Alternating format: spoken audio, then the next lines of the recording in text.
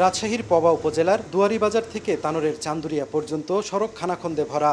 রাস্তায় বড় বড় গর্তের উপর দিয়ে চলতে গিয়ে মানুষের ভোগান্তির পাশাপাশি নষ্ট হচ্ছে যানবাহনের যন্ত্রাংশ। একই চিত্র উপজেলার অন্য সড়কেরও।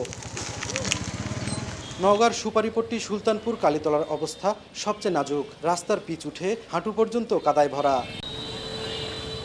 বগুড়ার কাহালুর বাকরা থেকে চান্দায় 2 কিলোমিটার রাস্তা সংস্কারের জন্য 3 মাস আগে খুঁড়ে রাখা হলেও ঠিকাদার লাপাত্তা। বৃষ্টিতে সবচেয়ে বেশি ক্ষতিগ্রস্ত হয়েছে সিরাজগঞ্জ রায়গঞ্জ তারাশের হাটপাঙ্গাসী সড়ক। একই অবস্থা নাটোরের গ্রামীণ সড়কগুলোর।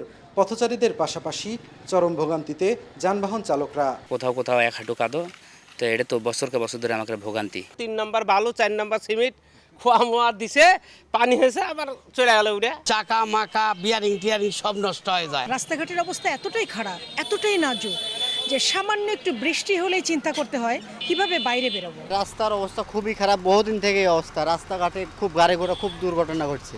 আমরা যখন বিদ্যালয়ে যাই তখন আমাদের পোশাকে অনেক নোংরা হয়। এই যে সরকারি যে বরাদ্দগুলো, এই বরাদ্দগুলো যায় কোথায়? আমরা চাই এটা যেন দ্রুত রাস্তাটা হয়ে যায়।